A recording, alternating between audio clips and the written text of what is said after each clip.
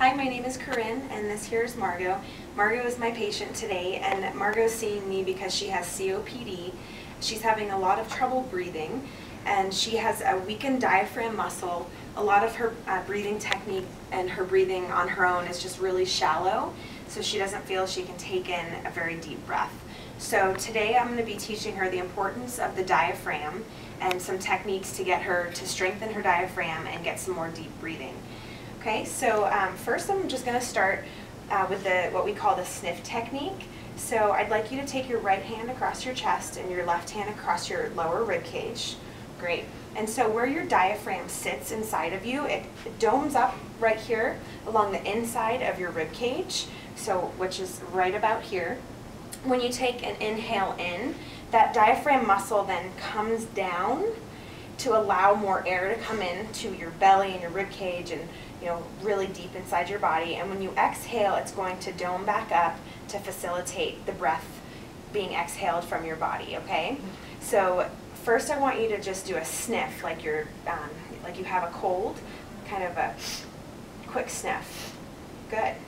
And now I want you to do it again, and I want you to focus right on this left hand, and I want you to feel for a contraction or something pushing up into your hand, like it's pushing up towards the ceiling when you inhale. Same thing, sniff.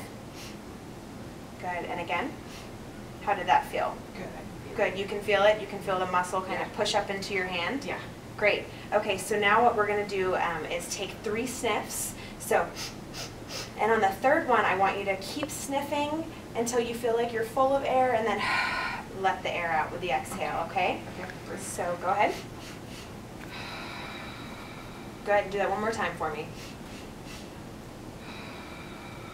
Good. How did that feel? It's good. Good. You could feel the muscle, Yeah, the muscle right here contract. Mm-hmm. Great. I saw it contract, so that looked great. I'm going to now move on to a technique. It's also using the diaphragm, but it's a little more transferable for you to take with you today. You can practice it throughout the day.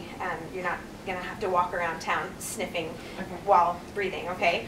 So it's also a deep breath. So let's have you just take your hands right around kind of the bottom of the rib cage here. And what we're trying to do, let's go a little bit higher so you can feel the bones. Okay. Great. So when you inhale, you're going to take breath in through your nose.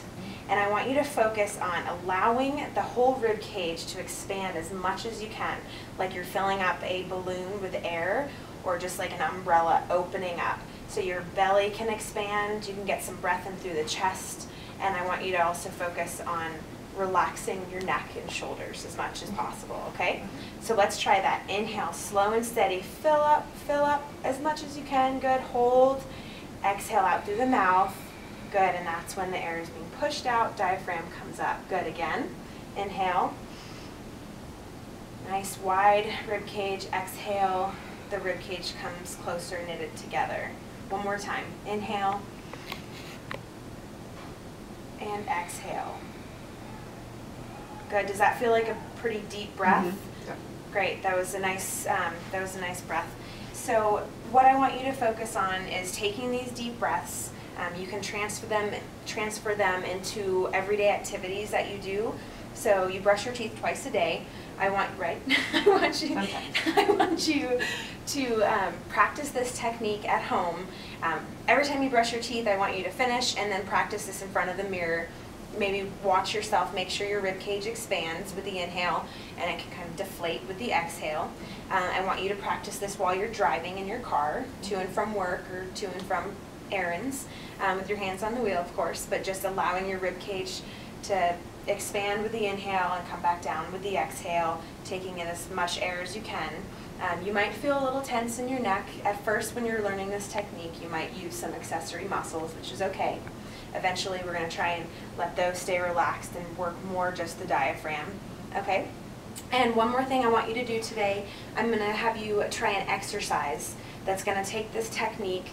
It's going to also help you stretch out some of the muscles that are probably tight along your chest and your back from having a hard time breathing recently, okay?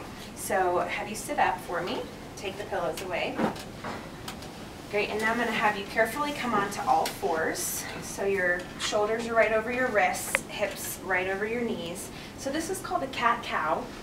Basically, I'm just going to have you round your spine and then arch your spine. And what we're going to do, the technique with breathing, is anytime you're arching or opening your spine is an inhale. Okay. Rounding and flexing your spine is an exhale. Okay. So let's start in neutral, and as we take the breath in through the nose, filling up the rib cage, you're going to arch the back, look up, and go ahead and start. So inhale, good, and then exhale, round your spine, pull your whole spine up towards the ceiling, rounding nicely. Inhale, good, nice long inhale, pause at the top of your inhale, and now exhale, push all the air out. Good. All right, so that's the exercise that I'd like you to do at home. Okay. That was really nice.